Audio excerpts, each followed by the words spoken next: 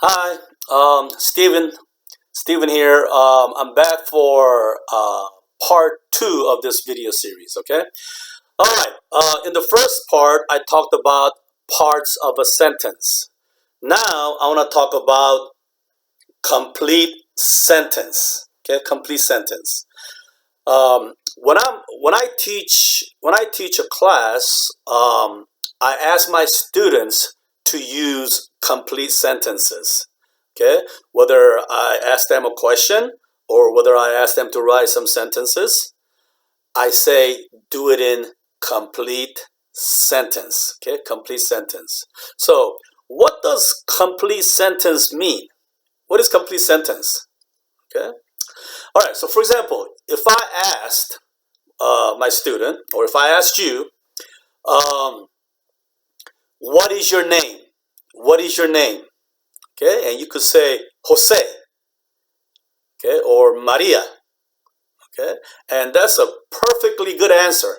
That's good English, good grammar, okay, that's good communication, okay. However, Jose or Maria is not a complete sentence. Okay, those are just what?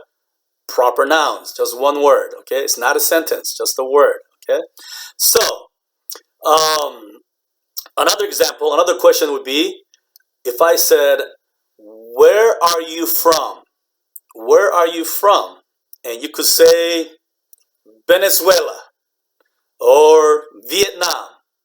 And again, that's a great answer. That's great English. Okay, nothing wrong with that. But again, those answers are not complete sentences. Okay, there are Venezuela and Vietnam. Those are again just proper nouns. Just one word each. Okay, so what is what? How do you make complete sentences? Okay, so again, if I said, "What is your name?" a complete sentence answer would be, "My name is Jose," or "My name is Maria." Okay, that would be a complete sentence. And if I said, "Where are you from?" Where are you from? A complete sentence answer would be, "Yes, I am from Venezuela. I am from Vietnam." Okay, those would be complete sentences. Okay, so for a sentence to be to be complete, okay, not incomplete sentence, but a complete sentence, we have to have three things. Three things make a complete sentence. Okay, all right. We just talked about a couple of them in my previous video. Okay, in part one. All right. First one is what? Okay, all complete sentences must have a subject. That's right, subject. Okay, complete sentences must have a subject or subjects. Okay, it has to have subjects. All right, what's number two? Has to have, exactly, you have to have a verb. You have to have a verb. Okay, you have to have subject and a verb. Okay, subject and a verb. Okay, so if you say, "My name is Jose," the subject is what? My name? No, just name. Okay, my is what? My is possessive adjective. Whose name? My name. Okay, noun is the is name just by itself. Name. Name is the subject in that sentence. My name is Jose. Okay, and then verb. Verb is. Okay, the be verb. Name is a subject verb. Okay, or if the answer was, "I am from Venezuela or Vietnam," what's the subject? I. I is the subject, and the verb, again, be verb. First person singular in this case. Am. Okay? I am. Okay? I am. Okay? So, subject and verb, you have to have a complete sentence. What's the third thing? What's the third thing? What's the third thing? Okay, what if, okay, let me explain. What if I said, I I eat. I eat. I eat. or I walk. Okay, I wrote down two sentences. I eat and I walk. I eat and I walk. Are they good sentences? I eat and I walk. Yes? No? All right. Some of you are saying no. Okay. Okay. All right. Maybe one or two of you. Some of you. I don't know. Okay. These are. No, no. We don't need an object. Okay. You don't have to have an object to have a complete sentence. You just have to have a subject and a verb. You don't really need an object. I eat and I walk. These are perfectly good sentences. They are good sentences, okay? Because they have subject, verb, okay? They both have subject and verb, okay? So it satisfies the first two, okay? What's the third one? Third one is complete thought, okay? Complete thought. Complete thought. Okay, that's an N here, okay? Complete. Okay? Complete thought. Okay? Subject, verb, and complete thought. Now, we definitely have subject and verb, but are they complete thoughts? Do we have complete thought here? I eat, I walk. Okay, some of you are shaking your heads. All right. Remember, these are complete thoughts. I eat. What do I eat? Okay. Do I have to tell you what I eat? I know you're curious. I know you want more information. Okay? But just because you're curious and you want more information does not make this incomplete. Okay? Remember, this is basic grammar. Okay? This is an English class. This is not a philosophy class or Bible study. Okay? I don't have answers to all the mysteries of the world. Okay? I eat, I walk. Okay? I eat, I walk, I walk, I walk. Okay? Now, I know you want more information. What are you eating? Okay? What do you eat? Okay? When do you eat? Why do you eat? Okay? Now, you can have all kinds of questions, and I can give you a lot of different information. Okay? I can write a long sentence and just satisfy all your curiosity. Okay? And same thing with walk. Okay? Where do I walk to? How fast do I walk? Why do I walk? Okay? It could be a lot of questions, but do I have to answer all those things? No, not for basic grammar rules, okay? You just have to have a subject, verb, and a complete thought. These are subject, verb, and complete thought. I eat. I walk. That's it. It's complete thought. Okay? Does that make sense? Do you believe me? All right. Let me try to explain this way. What if I added some words? What if I put when and because? When and because. Okay?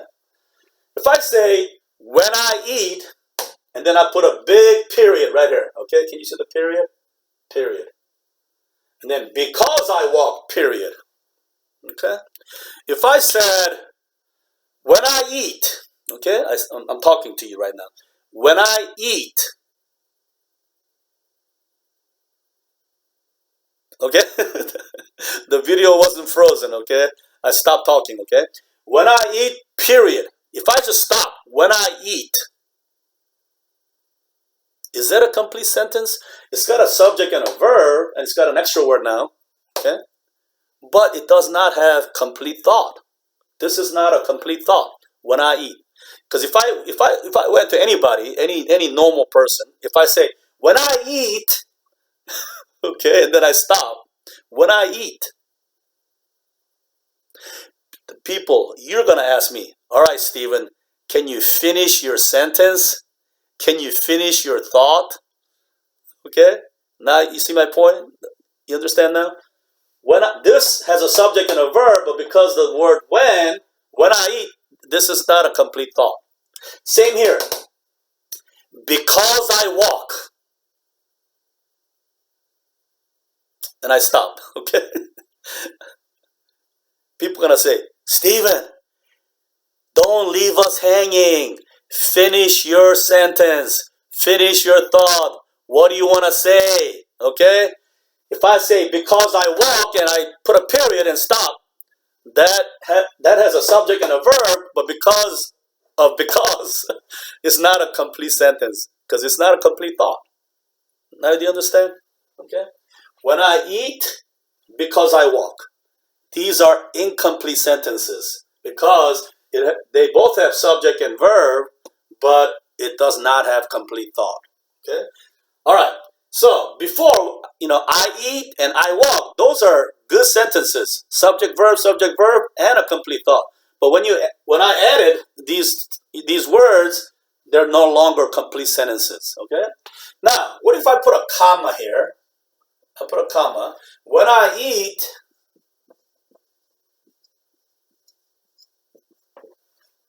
I am happy. When I eat, I am happy. Okay? This is true. Okay? When I eat, I am happy. Or because I walk, and then instead of a period, I put a comma. Okay? Because I walk, I stay healthy. Okay? Now, these sentences, now, these are complex sentences now. These are long sentences. But because I added more information, now are they complete sentences? Yes. Now they're complete sentences. When I eat, I am happy. Because I walk, I stay healthy. Okay? So now these are complete sentences. Okay? All right. Any questions? So what are the three things? Subject, verb, and complete thought. Subject, verb, and complete thought. Okay. If you have any questions or comments, please text me or leave me a comment below the video in YouTube, or you can always email me. Okay, schoi413@gmail.com. Okay. All right. Now, while we're doing this, there's one more thing I want to talk about. Okay, one more thing I want to talk about. Okay. All right. I want to talk about one more thing. All right, remember I talked about in a previous video, I talked about the imperative mood, which is what? Command, right? Command, okay? Now, if I wrote down a word like, just one word, come, come. Is that a complete sentence? Is that a complete sentence? Come. Yes, no? Remember, you have to have three things: subject, verb, and complete thought. Come. Okay? Now remember, I give you a hint. This is an imperative mood. It's in the imperative mood. If I look at you, for example, in the classroom, if I was looking at you and I said, "Come," okay, I'm looking at you and say, "Come," okay. If I say, "Come," all right, and you're looking at me, I'm looking at you, I say, "Come," okay. Is that a complete sentence? It's one word. Yes or no? Yes, yes, that's a complete sentence. Okay? In English, we can have a complete sentence with just one word. Just one word. Okay? Just one word can be a complete sentence. Okay? How? Okay, what is come? Come is that a subject? No. Is that a verb? Yes, that's a verb. Okay? That's a verb. Okay? And if I'm looking at you and you're looking at me and I say come, okay, what's the subject? What's the subject? There are no more words, just one word. Okay? Where's the subject? Subject is you. Subject is you. Okay? Now, we don't say it, we don't write it down in the imperative mood in this case, but you is there. When I'm looking at you and nobody else, or maybe you're the only person in the room anyway, just me and you, and I say come, okay? that is understood as you. I'm talking to you. I'm speaking to you. Okay? I'm not talking to somebody in Venezuela or Vietnam. Okay? I'm not talking to your dog at your house. Okay? I'm looking at you and I'm saying, come. Okay? Or if you're looking at your son or daughter and say, eat. Okay? You're talking to your daughter, right? Or your son. You're not talking to me. Okay?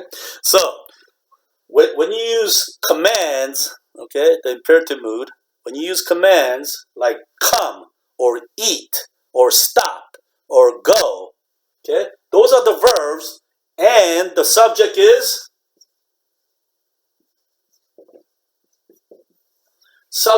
you, and we call this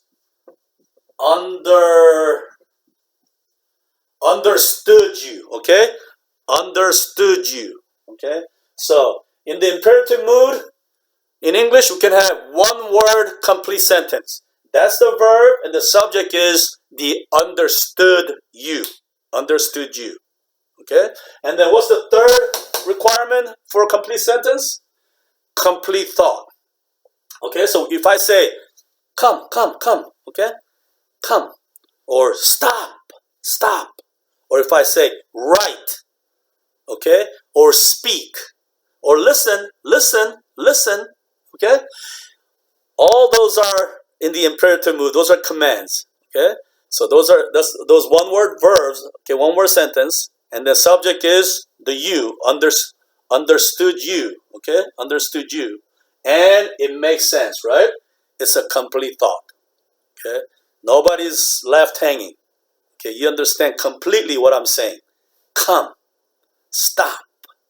Okay, when you tell your son go or eat or study, okay, they understand. It's a complete thought. Okay, so in English you can have a one word complete sentences, okay, in the imperative mood. Okay, all right.